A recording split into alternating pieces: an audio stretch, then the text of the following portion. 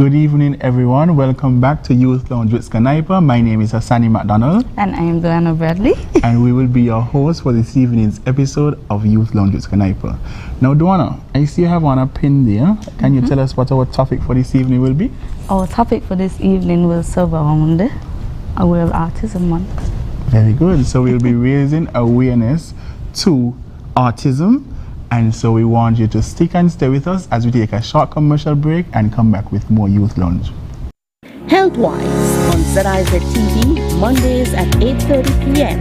Hosted by Dr. Malik Lescott, Dr. Jolette Woodley, and Dr. Patrice Lawrence.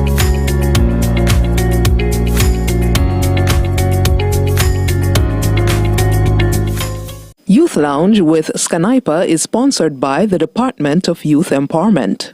Whether you're a local gem or a national brand, ZIZ TV is the platform to elevate your presence, capture attention, drive sales, and make a lasting impression on thousands of potential customers. Don't miss out on this prime advertising space.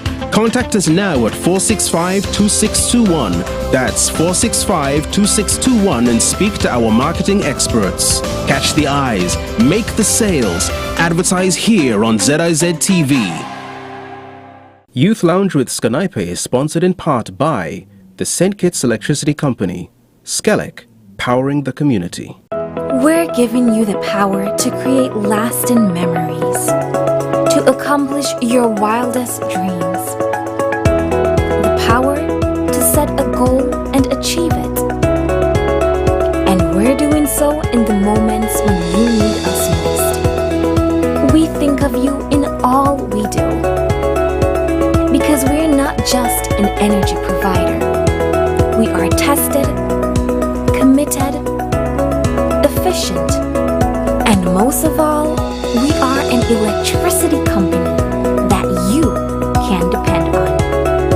And we wouldn't have it any other way.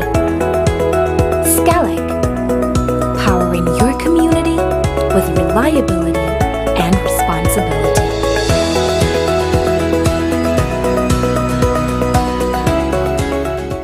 Join us on ZIZ TV for Youth Lounge with SKNYPA, a talk show on vital topics such as tourism, entrepreneurship, education, religion, sex education, and mental health, featuring experts from Kitts-Nevis and the Caribbean region. Tune in live on the first and third Wednesday of every month at 8:30 p.m. on ZIZ TV. And welcome back to Youth Lounge with SKNYPA. My name is Hassani McDonald. And I am Joanna Bradley. And we will be your host for this evening's show. As we mentioned before the commercial break, we'll be raising awareness to autism. And so we want to thank the Complete Package who did our lovely background design, focusing and understanding autism awareness. As we know, yesterday we celebrated World Autism Day, and so we are joined here with Naomi Lafario. Yes, Naomi will be joining us this evening to speak about her experience as a parent of a child that was diagnosed with autism. So we want to jump straight into our interview and ask you about the misconceptions that persons generally have as it relates to autism. Wow, good question actually. There's a lot of misconceptions to autism. A lot of people do not understand what is autism. Sometimes they would probably think that there is something seriously wrong with the child, and it's nothing like that. It's just a behavioral condition.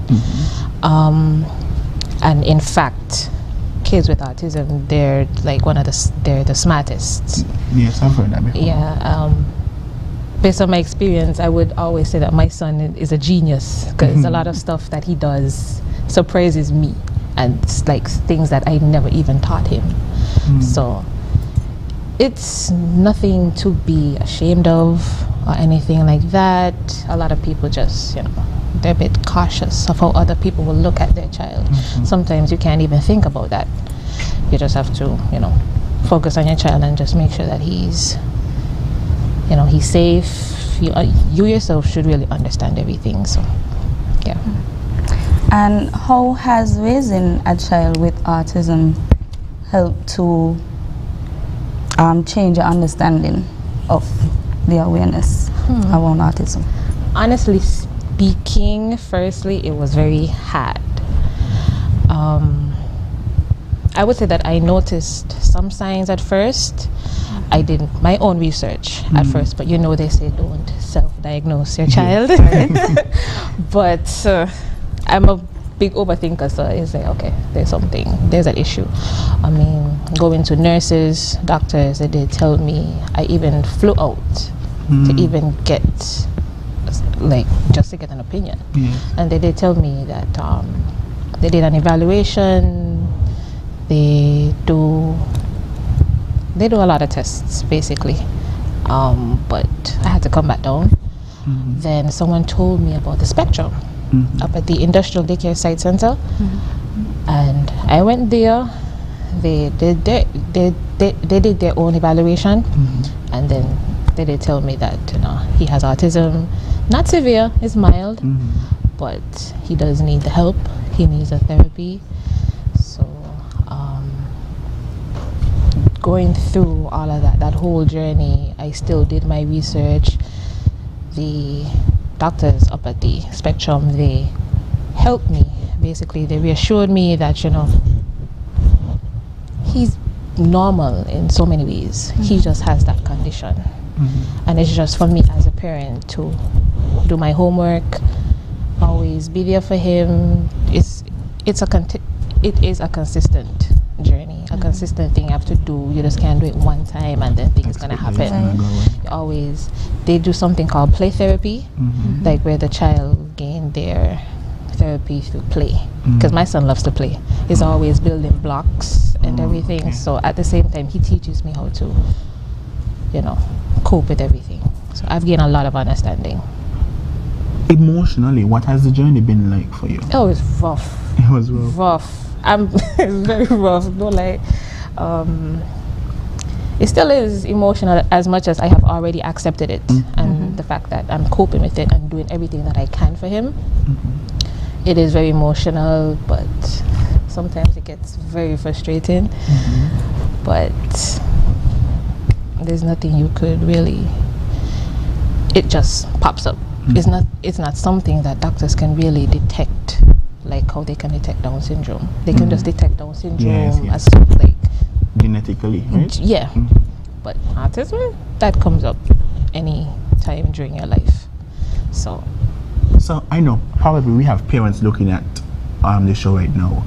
What signs did you see? I mean, I know these signs may be different, but just in the event that a parent maybe seeing these signs that you mentioned, they may think it's important to do testing. The signs that I first detected were, I realized how he would interact with other kids. Well, not really even interact. He wasn't really interacting with them.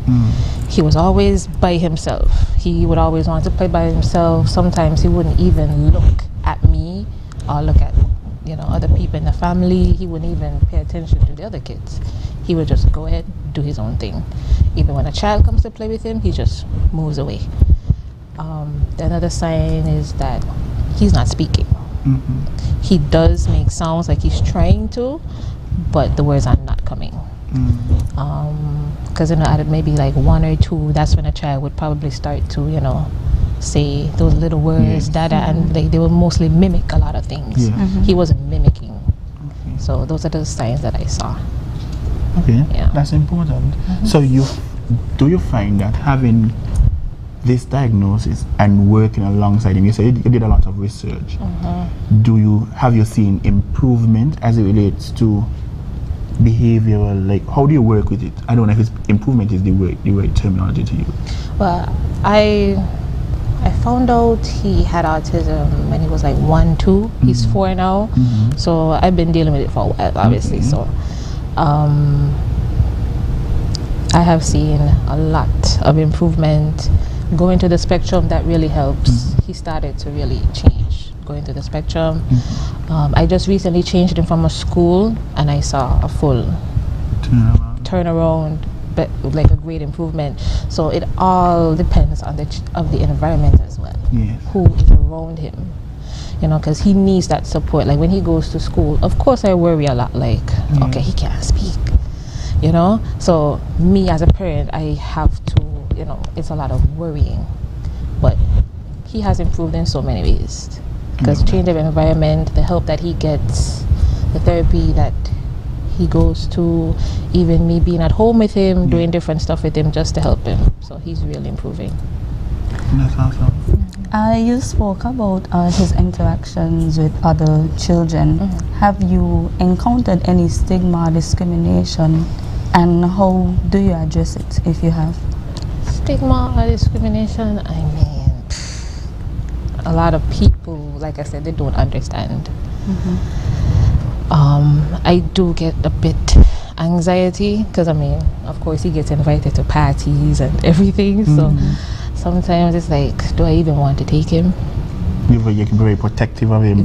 I'm very protective of him. Very protective. As most parents are. Yeah, everybody is protective of the kids, but it's like having a kid with autism, and like I said, he doesn't speak. So it's like I don't never really felt any type of discrimination, but at the same time,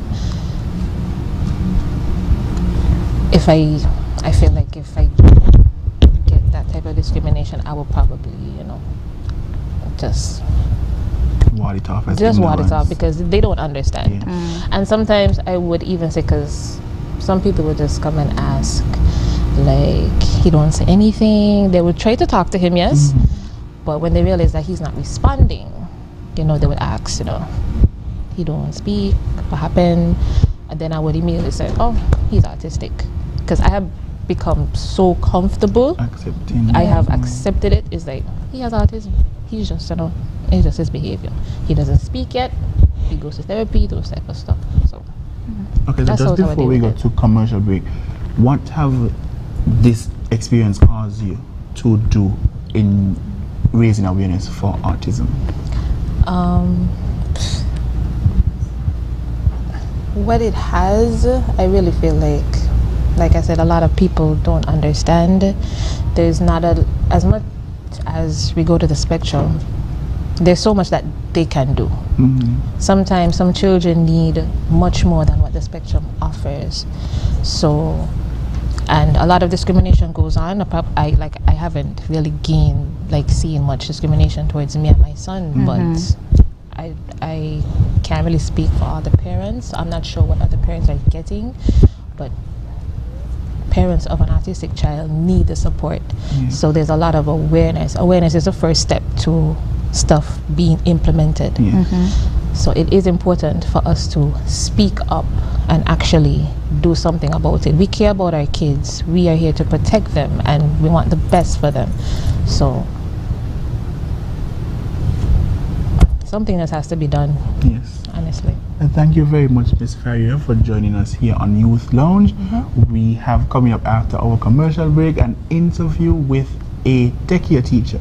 And so we ask you to stay tuned as we take a short commercial break. Youth Lounge with SKNYPA is sponsored in part by the St. Kitts Electricity Company, SKELEC, powering the community. SKELEC's Interactive Voice Response System, a new 24-hour automated call-in service. Access it now at 465-2000 to report faults, receive bill balances, and for the first time ever, you can now make bill payments over the phone 24 hours a day, 7 days a week. Access it now by calling 465-2000. Healthwise on ZIZ TV, Mondays at 8:30 p.m. Hosted by Dr. Malik Lescott, Dr. Jolette Woodley, and Dr. Patrice Lawrence.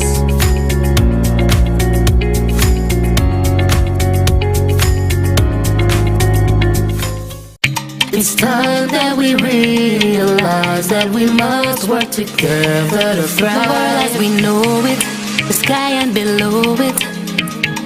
Could I never have more wonder? Yeah, with life and all you see and the climate's changing, but hope is remaining. That we can't ignore the future. It depends on you and me. One chance, all that we got. One voice, together we strive. Take care, the world where we live. Permite a todos vivir. Tomamos la oportunidad para guardar la humanidad. And I must leave no one behind because we are. One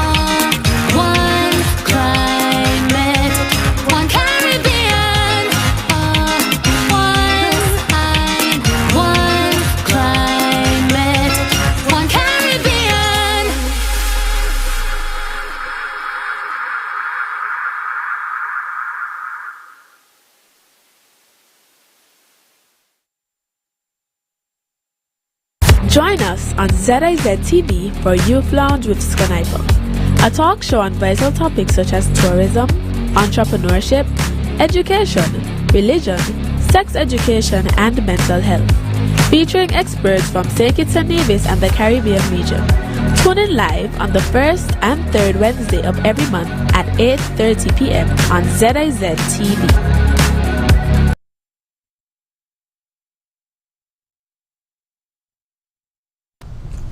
And we are back on Youth Lounge with SKNYPA.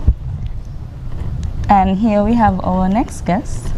Can you introduce yourself, please? Hi, I am Kimon Archibald Lake, the proprietor of the Kitts-Nevis Child Development Center. Okay, welcome, Miss Archibald Lake. Thank you for having me. Thank you for having me. So we are having a conversation on autism awareness, and earlier we had a parent speaking about her detection of signs and having her child checked out, etc. So, as a daycare owner, early childhood development, right? What signs have you detected of children and have asked parents that you should probably get this child tested? Okay, so I am just gonna put my disclaimer in early. I am not an autism specialist, so we cannot diagnose any one child, but what we do look for would be developmental delays. Okay. So in looking for the developmental delays, then we will have a discussion with the parents and say, well, you know, your child isn't meeting these particular developmental milestones, and so because of that, we are suggesting you have the child assessed. Ah, I see. So knowing what a usual 1-year-old will be doing. Right, you look for the milestones. Generally, we start to tick the milestones off at about 18 months. So we won't really stress too much about it prior to 18 months. Sometimes we do, but around 18 months, you'll find us starting to hone in and really observe the child and make notes. Okay. So earlier also, the parent would have mentioned, changing schools and seeing improvement in the behavior of the child. So what strategies is employed at Kitts-Nevis if it is that a parent informs you of a diagnosis? Okay, so strategies varies because no two autistic children are alike. That's what and so the strategies will vary. Once you have done a comprehensive assessment and you would receive the areas in where the child has delays, then the school will then have to now try to meet the needs of the child. I usually say to my parents, we are not going to focus too much on what the child cannot do, but let's try to find out where their strengths are. Because then if we can find the strengths, we can then put the strengths on display. And then it gives us time to work on the delays. But if we focus more on the delays, then we won't be able to pick up, okay, this child is really good with puzzles. Yes. This child is really a perfectionist. They can color really well. This child is a painter. So that is, the strategies will vary based on the child. So let's talk about you mentioned like one child could probably color perfectionist. I think earlier the parent mentioned building blocks. Like, what are some of the different strengths? Yes. It's a long list. So I have met children at the age of 2, 2.5 who can read. They have taught themselves to read. And this is an autistic child? Yes. So they have taught themselves, and what would be funny for me is they can read, but they haven't mastered using the potty. But they've taught themselves. No one has taught them to read, but I've had children who are really good with math. Wow. So yeah. Yeah. So I've been in early childhood for 27 years. You know, I mean, so I am shocked too, because usually as would have been mentioned earlier, there are some misconceptions. I guess I have them too. When you hear autistic, I mean, you're just kind of think that, you know, as I said, the developmental goal is not being met, but to hear of this extreme, like they're really good. Right now, presently, I have a little girl who's on the spectrum, and you cannot do a puzzle as quickly as her. Wow. And she's only 4. Well, she just made 5, but a jigsaw? Yeah, she can do. At the age of 3 and 4, she was completing 48-piece puzzles. Wow. She's really good. She'll just see the picture, you dismantle it, she's not going to look at the picture again, she's just going to put it together. Wow. So how do you use this to encourage other parents? Like, encourage parents, like, your child, I guess they're differently enabled, and so you should probably, what do you tell parents? So once we find what the strengths are, I usually say to my parents, listen, or I'll take a video. Sometimes I'll take a video and I'll just send it. And I'll be like, please to go buy puzzles. Please to go get some more reading books. Please to buy some blocks. Please. So you find, like, I have another little one who's into building. So he likes to put things together. So they see the intricate details that our eyes would probably pass over. But that's they're really good. And how do you address sensory sensitivities and sensory processing with autistic children? So sensory processing is it's a wide range, because some kids, when you think of sensory can be as simple as texture of foods. Some kids don't like certain textures. It can be this bright light is too much. It could be loud noises. It could be something as simple as too many charts on your walls at school. Wow. So my school doesn't have much. We have 2 charts on my walls because for my children who are on the spectrum, it can't be too busy. So you try to make it so minimal. The only thing we then would place on the walls would be whatever artwork they do. I'm lost in knowledge actually, and just amazed actually about the range. I guess that's what they call it, a spectrum. Oh, you don't know. That's not your specialty. That's not. It's a spectrum. It's a spectrum. So do you have any success story that you can share with us in relation to any of your? Yes. So I now have one of my past students who is in primary school, and he has entered their school spelling bee twice. He came 3rd place for his in-house spelling bee. He came 3rd, I think it was. Okay. Yeah. So do you find that the parents even after preschool, they, especially those with autism, are they attached to you, like? Yeah, I would say yes. If they see me at church, wherever they see me, they're gonna come. If we're at church and they see me, they're gonna sit next to me. So they're gonna leave their parents, they're gonna come and they're gonna sit with me. So yeah, it's a bond. I think that most persons think that after the children leave the early childhood center, for some of us that's it. For me, they are dear to me. So I want to, I want to know what they're doing. I want to see and hear about how they're progressing, any struggles that they're having, and see how I can further help my parents. So yeah, we still stay in communication. I still give advice when needed. So you're like a support system for them. You're part of their support circle. That sounds good. And based on what the parent would have mentioned before, support is definitely a big thing as it relates to when you find out when you're diagnosed with it. The support. And I just want to highlight, because I think this is something that we overlook. The relationship, the parent-teacher relationship is key. So even from the early childhood stage, that's the foundation in which you build anything on. So you have to make sure that you have cemented your parent-teacher relationship. So the relationship we have with the parents, that's the foundation. And then we pack everything else on that. So once your parents trust you, that's important. Yeah. Once your parents trust you, you'll be able to work together to achieve whatever goals you need to. Yes, because the parent earlier mentioned being worried, like when a child goes off to school, he's not speaking, so she has this element of worry. Yeah, and that's why it is important to have the parent-teacher relationship. I often said the school is an extension of the home. And so we try to bring, we have to find out what happens at home, so that we can help to bring some of that into the school space. Some of our children, they may need their blankets to calm down. So we have to be able to know, how do you work it? What do you do at home? okay, we'll allow for that.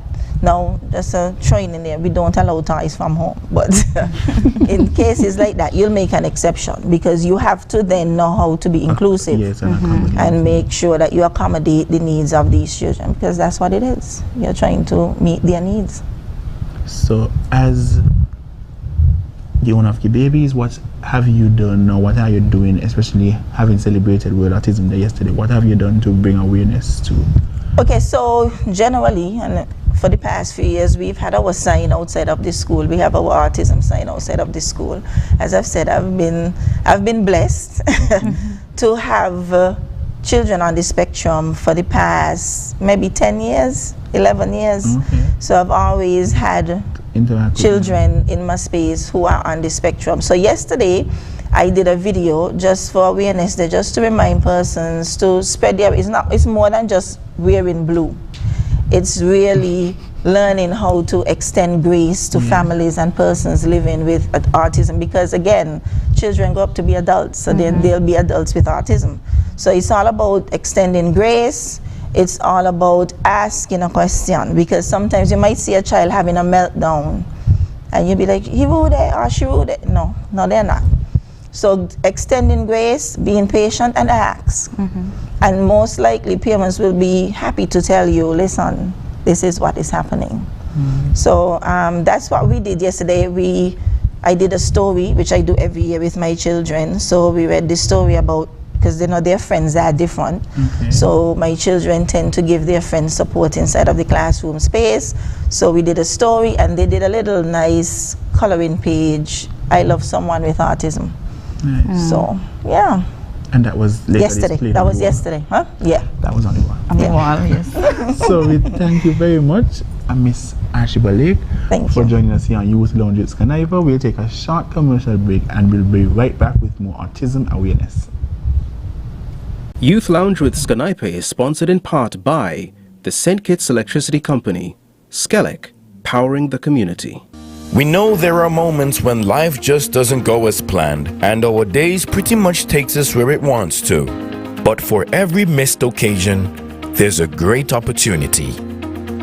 We are making it easier to make bill payments, report faults, and receive bill balances through our automated call-in service, available 24 hours a day, 7 days a week.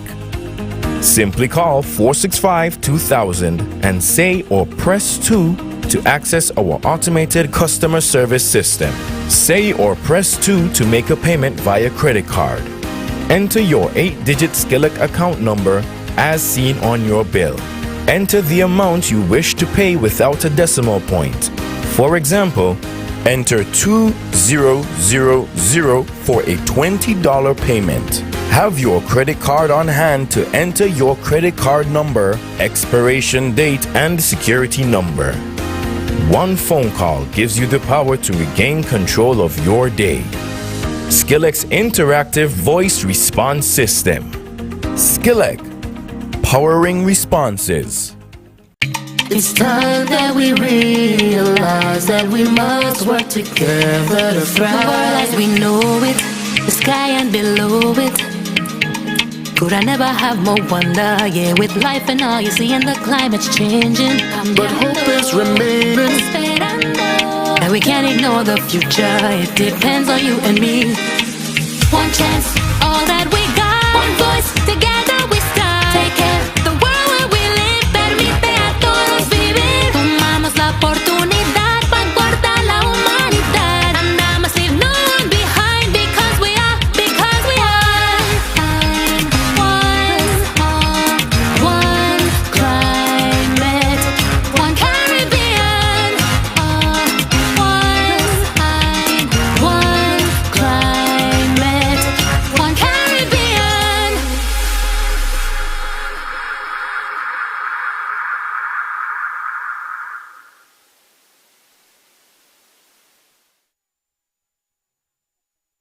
Youth Lounge with SKNYPA is sponsored by the Department of Youth Empowerment. Join us on ZIZ TV for Youth Lounge with SKNYPA, a talk show on vital topics such as tourism, entrepreneurship, education, religion, sex education, and mental health. Featuring experts from Kitts-Nevis and the Caribbean region. Tune in live on the first and third Wednesday of every month at 8:30 p.m. on ZIZ TV.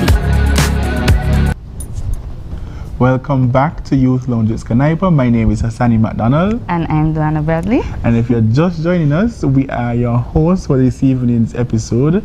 We are bringing awareness to World Autism celebrations. And so we had an interview actually at the Spectrum Center, and we'll go straight into it to hear what the specialist had to say. I'm here at the St. Kitts Spectrum Services Center with Dr. Josephine Claxton Richardson, here to tell us a bit about what they do here and the assessment and treatment of ASD. Thank you, Ms. Andre. Nice to meet you. My name, as you said, is Dr. Josephine Claxton Richardson. The St. Kitts Spectrum Services Centre was established in September 2018, and the purpose of the centre is to assess, diagnose and offer treatment to persons with autism or autistic individuals. Autism is a developmental disability. No two persons with autism are the same. So when we do assessments, it's quite different, looking at how people present and how they come to us within the centre. So our assessments are done by the team. We actually do early childhood, from early childhood upwards, so we can assess from as young as 18 months onwards. So let's look at assessments. What is assessment? What does that look like? For us, we're using tools like a screening tool for us would be the MChat. And we use that screening tool and it has 20 questions. Persons can actually fill this out. We can get the form online. So we can actually fill this out themselves online. But we actually ask the questions when the person comes in to the centre. We ask them the 20 screening questions.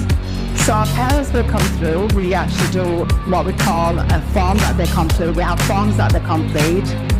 And it's a form that has an extensive history, looking back from when the childbirth, what was childbirth like, all the way through. We ask them quite a few questions, quite a few personal questions. So I'm going to go back and look at the process. So we do all of that screening, we do the MChat, we do the forms that are completed prior to assessment.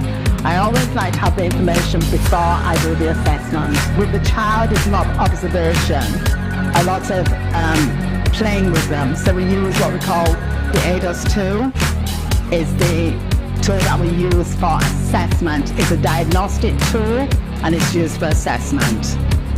So that's what we use. So we can see some of the toys that we use for the ADOS tool. This is some of the functional and symbolic, because we're looking at their functional levels and the symbolic. So there've been things like the frog, the cup. We want to see how they use them. So initially, at the beginning of the assessment, the child will be given some toys. We want to see how they interact with them. But not just the toys, do they share them? Because you know a child's inquisitive, they're going to share them, share a rule, and say, look, and show you this type to look at. So that's what we're looking at. So it's not just about the toys, it's the things that are happening at the time the child is playing with the toys, interacting, but the sharing. So a lot of our children may not be children that share. So that's the other thing. So that's why we use the toys. So initially they'll come in and we have what we call free play, where they actually were playing with the toys themselves before we go on to the other things. And we're observing and just watching the child with the interaction. Do they interact with us? Do they interact with the parents? Because the parents can be removed, but not interacting with the child.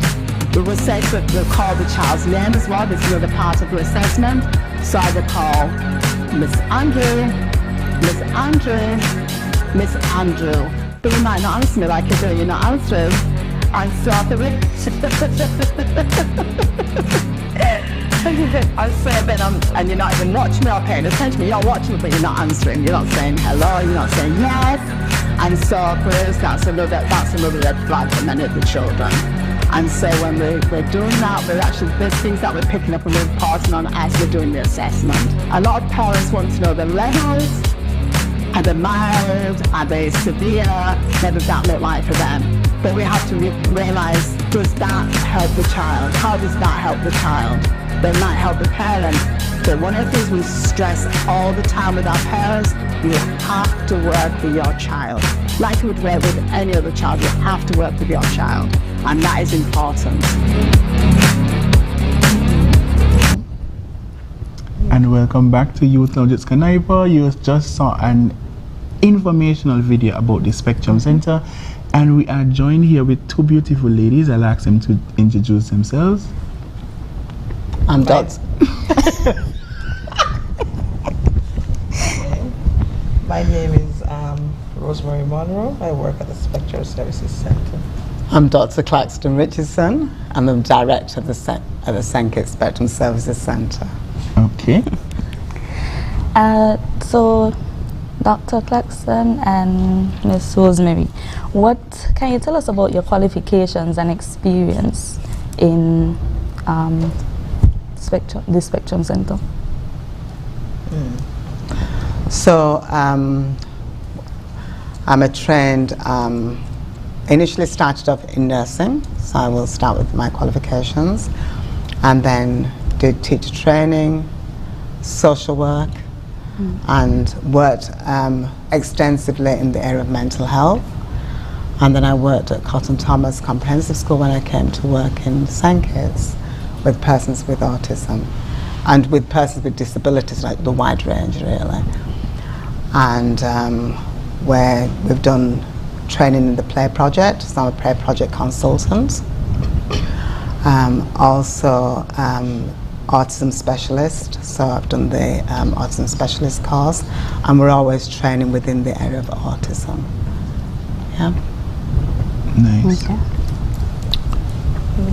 Yes. Okay, so I have done NVQ2 in the UK. I have worked also with persons with disabilities in the UK as well, and I have worked also with adults with disability here in St. Kitts before working at the Spectrum Services Center. So I have gone through different trainings with the Spectrum and also before getting here on the island of St. Kitts. Okay, so yes. I get that both of you are very experienced, and so I also learned from the video that you guys do a number of testing, and we heard from a parent herself who mentioned that her child would have done the Spectrum test. And so my question really is about the cultural sensitivity of the test. Is there any cultural aspect of the test that you guys try to ensure that you bring out? It's locally. Lovely question. I really like that question, and that's something that we're actually working on at the moment to make sure that our assessments are culturally sensitive. So we're having discussions with the person's psychologist to look at our assessment tool. So that is actually done in a way that's appropriate. So we use at the moment ADOS2, and ADOS2 is, a lot of what we do is play, so that's important. And so the ADOS2 comes with its own toys that are, it speaks a language. Play speaks a language right across the board, but then it has to be right for our children, so that when we're assessing, we're understanding who's on that floor, what we're picking up, what we're observing. Because a lot of the assessment is about observation and really questioning, finding out facts. And so we make it culturally sensitive because we ask everybody.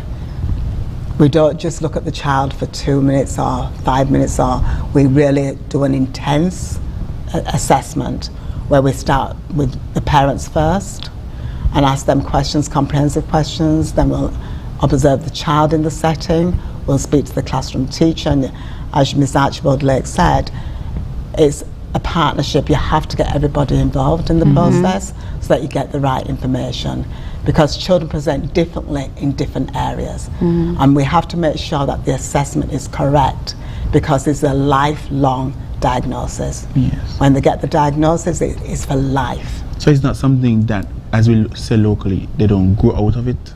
No, they don't grow out of it. Autism will always be there. How it presents will be different. So for example, we had a young girl who would come to us and she would do a lot what we call stimming, and that was quite noticeable. Do a lot of what? Stimming. So it's the sensory stim, so they might do this, rocking or hand flapping and things like that.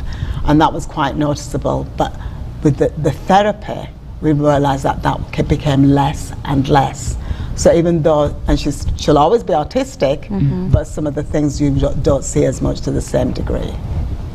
Okay, so do you encourage parents to be observant? Because I realized earlier the parent mentioned that she detected certain signs and she did her own research.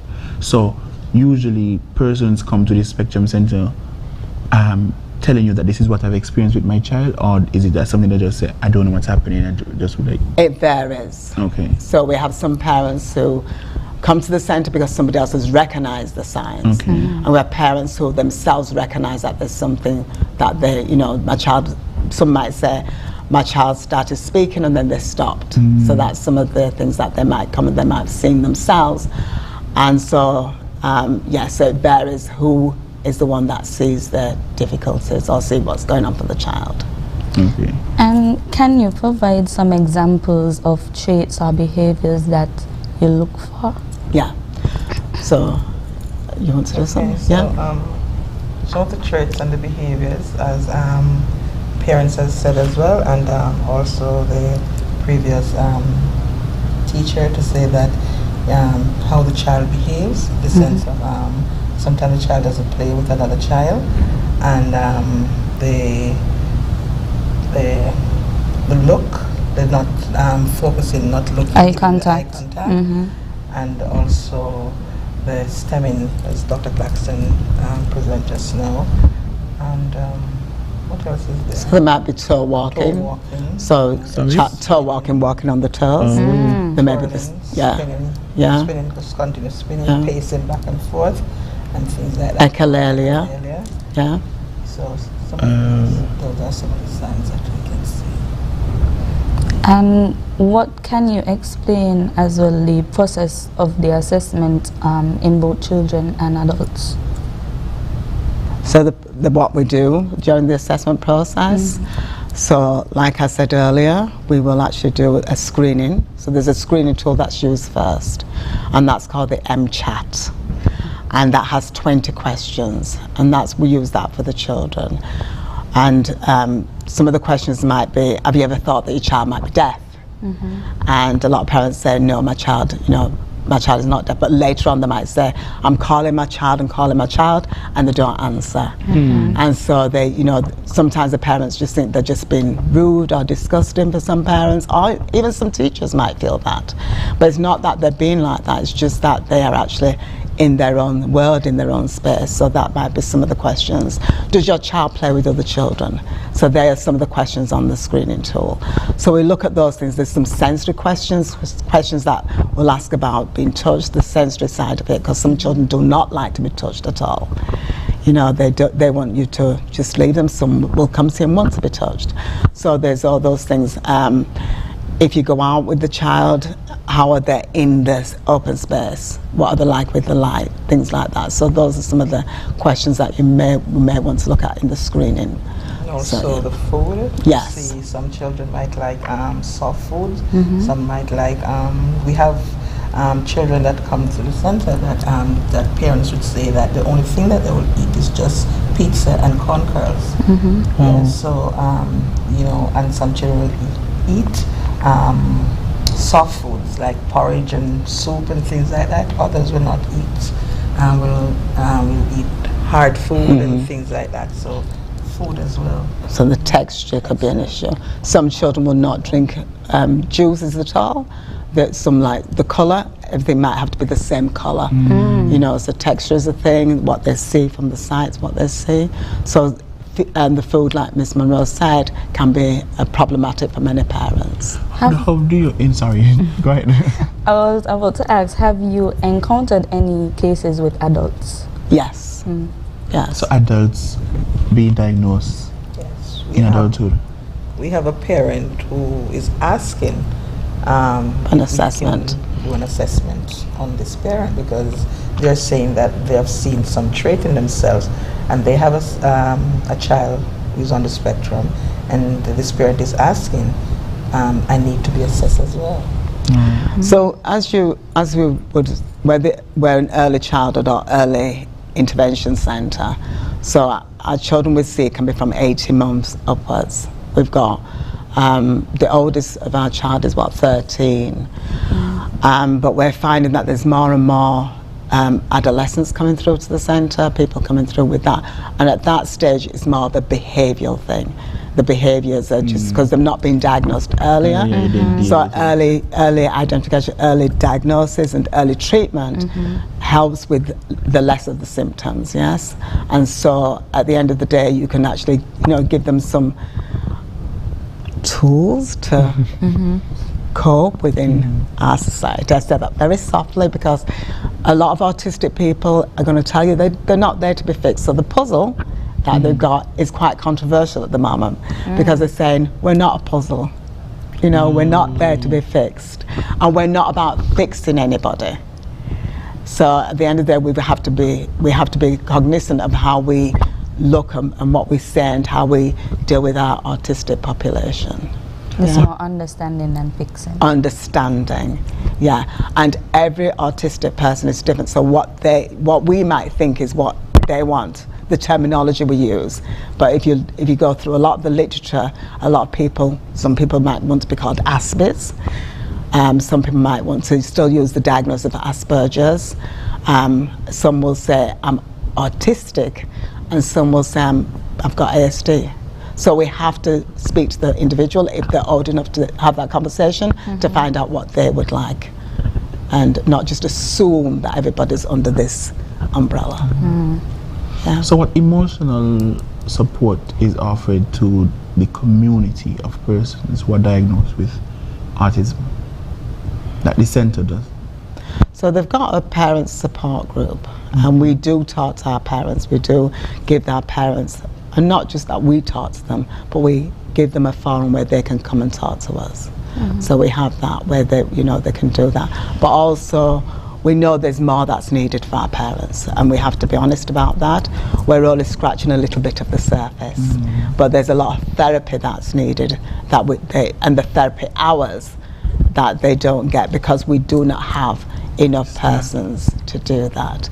So we know that there's a gap really that needs to be bridged, so that gap needs to be bridged, yeah.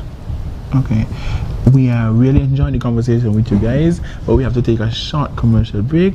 But I encourage our viewers not to change the channel, but to stick and stay with us, and we'll be back with more autism awareness. Youth Lounge with SKNYPA is sponsored in part by the St. Kitts Electricity Company, SKELEC, powering the community. We know what it feels like to have your head in the game, to be in charge, and reign supreme. And we also know what it feels like to have that taken away from you. But for every missed occasion, there's a great opportunity. Simply call 465-2000. Say or press 1 to report an outage. Enter your account number or telephone number to report the outage. Clearly explain the cause of your power outage. We can even call you back to let you know when the power is restored. One phone call gives you the power to regain control of your day. SKELEC's interactive voice response system. SKELEC, powering responses. Yeah man, another day in the books.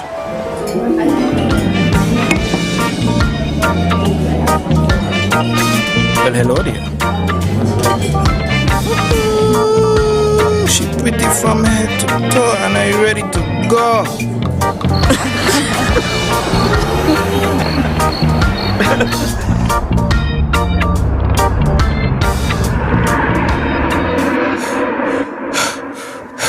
Wait there. Whew. Can't afford to slip up, not even in my dreams.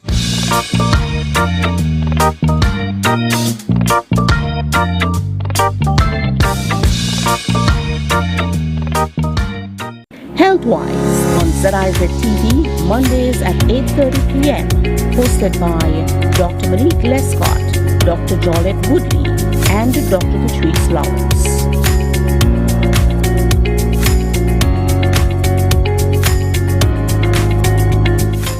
Youth Lounge with SKNYPA is sponsored by the Department of Youth Empowerment.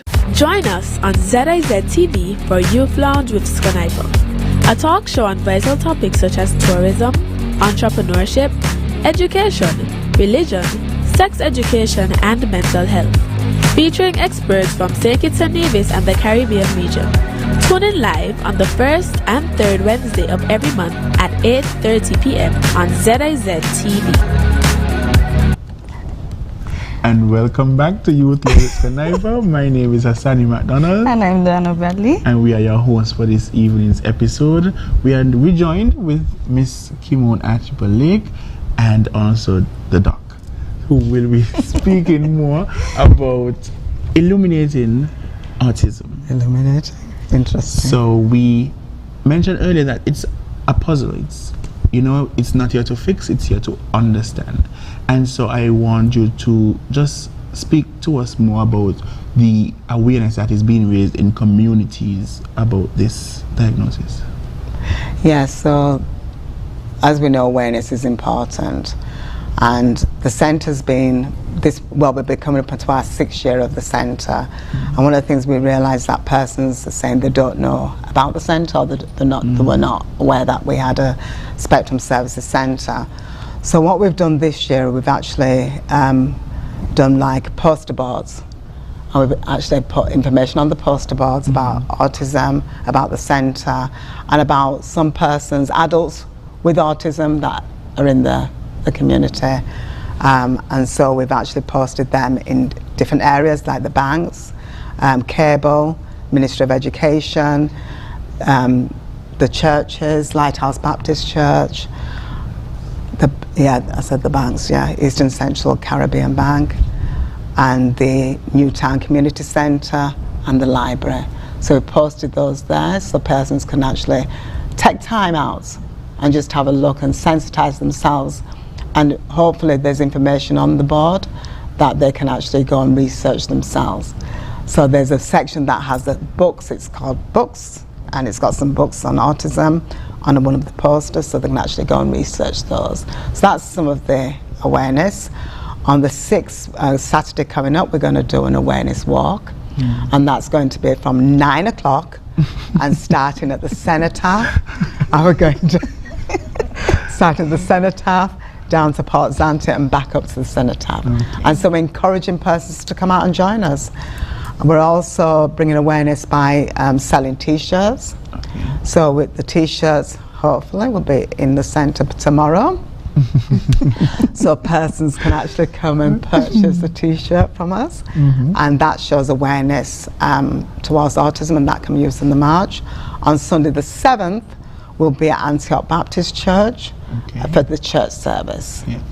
And so we're asking persons again to come out and join us. Parents, please come out with your children for both the 6th and the 7th.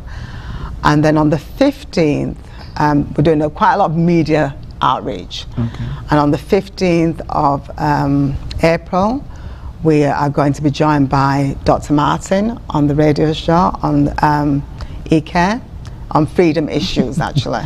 Sorry, freedom issues.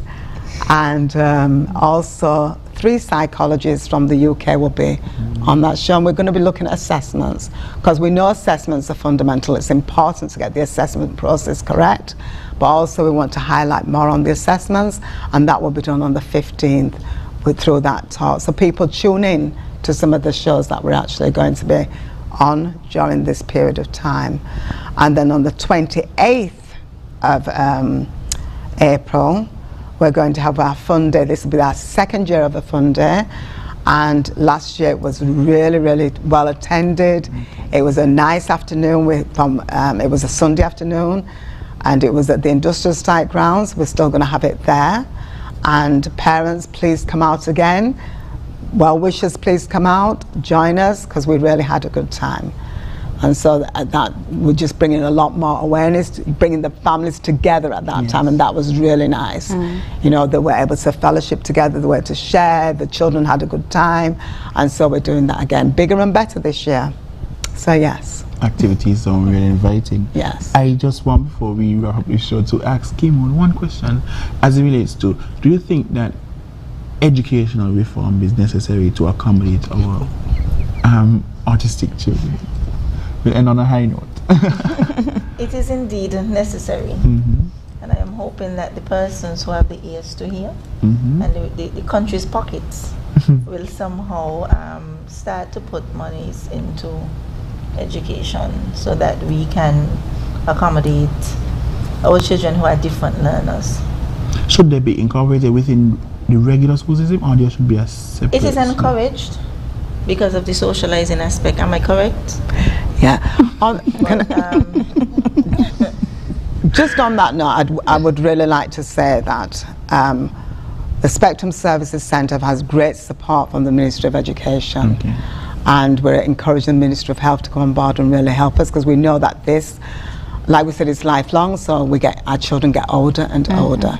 And as they get older, there are other things that can happen, and so we need to have research done. We really need to start researching.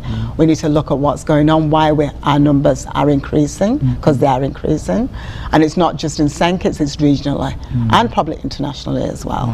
So we need to start looking at that and doing some local research. But also on the education, we know that our children, academically, a lot of them are able. So they are in the regular classroom setting.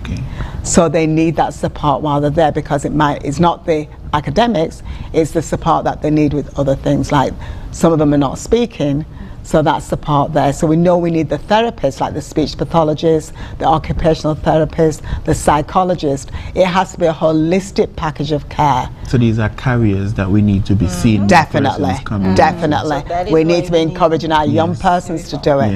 And I know that at the moment that they are seeking these professionals, they are actually putting funds in to see these professionals, and so I'm encouraging them to continue to do that, so we get them into our set and encourage persons to go forward and really look at these careers.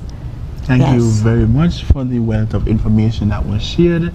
Again, we illuminated autism on this episode of Youth Lounge with SKNYPA. We want to thank each and every one of our guests who came and shared their own experience and their interactions with persons diagnosed with autism, and even those from the Spectrum Center who would have given us their part about the role that they play within our communities and with autistic children. And so we have to say goodbye, unfortunately, but before we do so, Joanna will tell us more about our background. Yes, we want to again thank the complete package for our lovely backdrop this evening. So see you on the next episode of Youth Lounge with SKNYPA. Thank you, bye.